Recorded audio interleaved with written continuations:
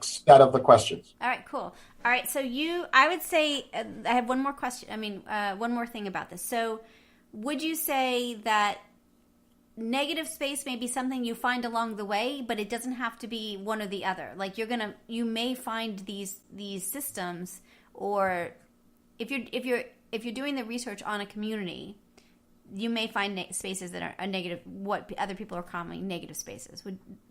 You're not Right. choosing between I'm going to use the negative space version versus here. This is just giving you a structure to be able to do a research on a community to see if there is a cultural commons as part of that system. Right. Would you agree? Right. So the way I would describe it is that the commons framework of questions is the macro headline, and the negative space phenomenon is one of the subheadlines that you may develop along the way.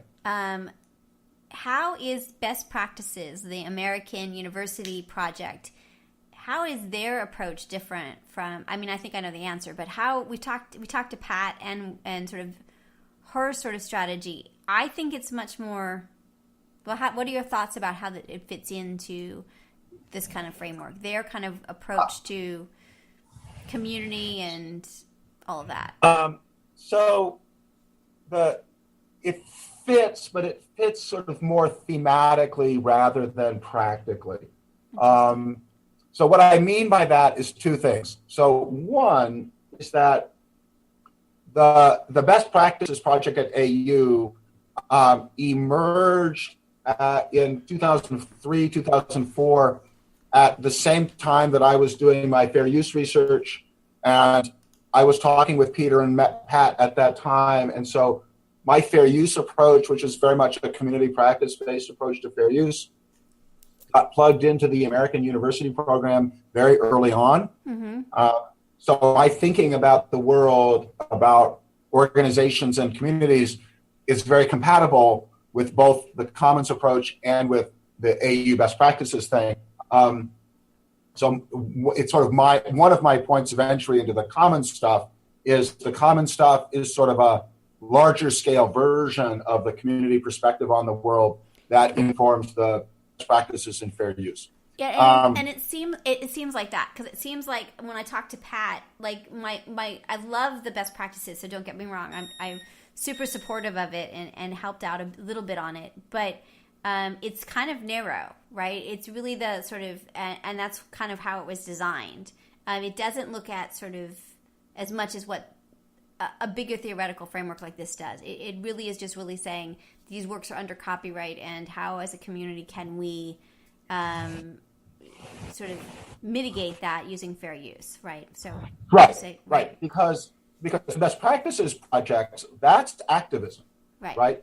That is helping communities of creators actually block and tackle their way forward in a world that is otherwise very, very difficult to navigate.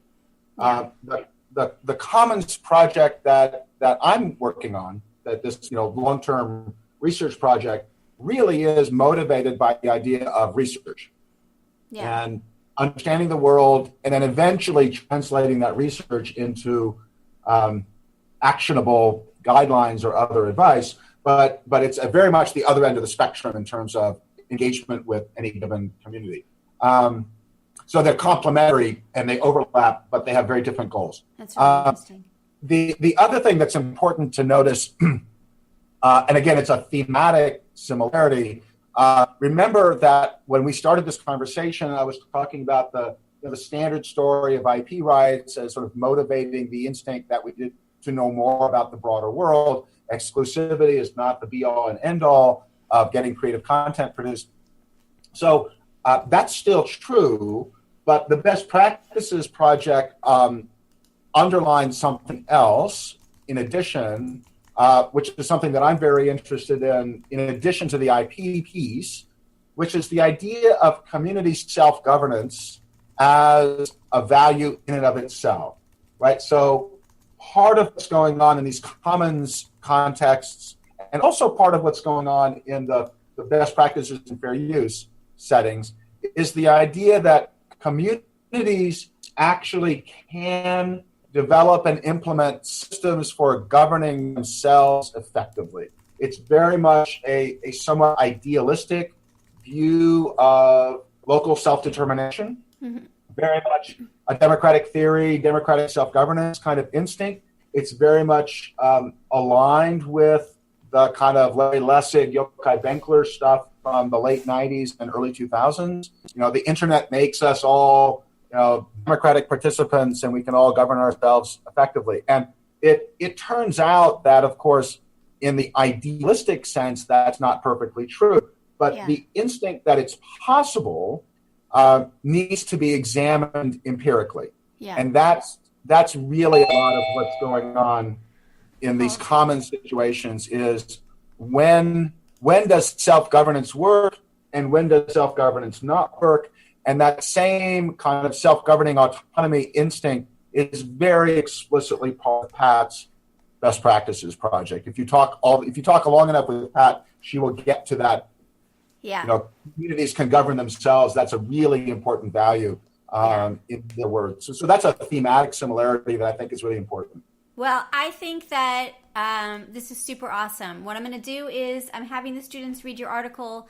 I am going to get the other pages that we did. We're going to sort of strategize across the disciplines and maybe have you chat with you again before we sort of dive into sort of figuring out the next step. Does that work for you?